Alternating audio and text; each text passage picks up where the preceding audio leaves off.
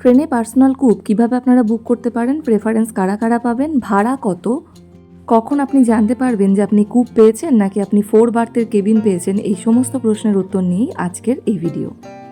যারা এগুলো সমস্ত বিষয়ে জানেন তারা ভিডিওটা স্কিপ করতে পারেন, এটা শুধু যারা জানে না তাদের জন্য।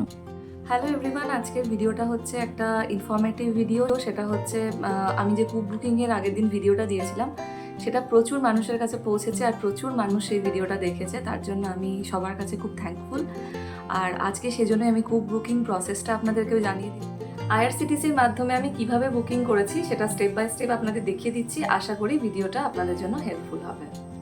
স্টোর থেকে প্রথমেই আইআরসিটিসি অ্যাপটা ডাউনলোড করে নিতে হবে, তারপর লগ ইন করার পর ট্রেন অপশানে যেতে হবে। ট্রেন অপশানের পর বুক টিকিটে গিয়ে আপনাকে স্টেশন ফর্ম 2 সিলেক্ট করতে হবে। এরপরে ডেট সিলেক্ট করতে হবে, যে ডেটে আপনি যেতে চান।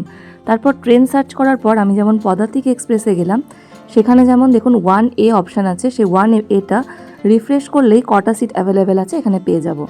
আর সিট অ্যাভেলেবেল থাকলে এরপরে আপনাকে প্যাসেঞ্জার ডিটেলস দিতে হবে। আর প্যাসেঞ্জার ডিটেলসের জন্য আমি যে অ্যাড নিউ করছি, অ্যাড নিউতে গিয়ে আমি একজন মেল আর একজন ফিমেল প্যাসেঞ্জার ডিটেলস দিয়ে দিচ্ছি। মনে রাখবেন বার্থ প্রেফারেন্সে আপনি কুপ নাকি কেবিন সেটা দিতে পারেন। একটা প্যাসেঞ্জার অ্যাড করেছি, দেখুন আরেকটা প্যাসেঞ্জার অ্যাড করছি, একজন ফিমেল, নেম দিলাম, এজ দিলাম, জেন্ডার দিলাম। এরপর দেখুন বার্থ প্রেফারেন্সে আমি কুপ দিয়ে দিচ্ছি। কুপ দেওয়ার পর এরপরে অ্যাড হয়ে গেলে বাচ্চা যদি 5 বছরের নিচে হয় তাহলে কোনো ডিটেলস লাগবে না।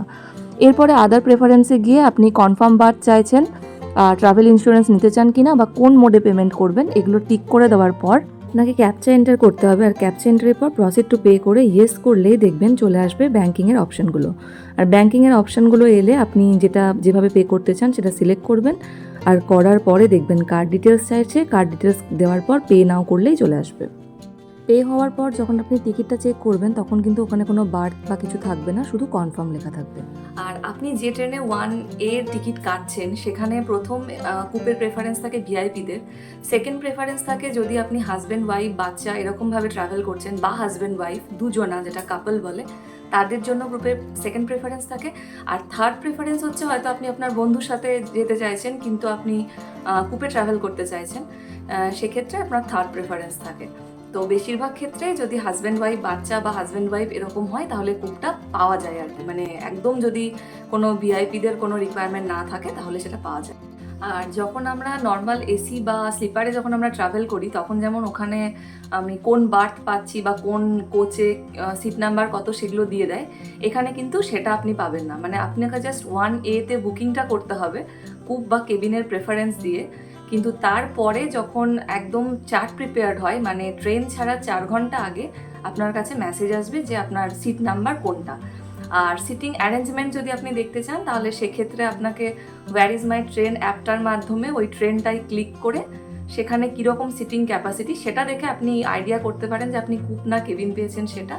তবে ট্রেনে ওঠার আগের মুহূর্ত অবধি আপনি কিন্তু বুঝতে পারবেন না যে আপনি 4 জনার যেটা ক্যাপাসিটি সেই কেবিন পেয়েছেন নাকি যেটা 2 জনার জন্য যে কুপ সেটা পেয়েছেন। তো সেটা একমাত্র ট্রেনে গিয়েই বুঝতে পারবেন। ভিডিওটা যদি ভালো লাগে তাহলে অবশ্যই একটা লাইক করে দেবেন আর চ্যানেলটাকে সাবস্ক্রাইব করে দেবেন। আজকের মতো টাটা।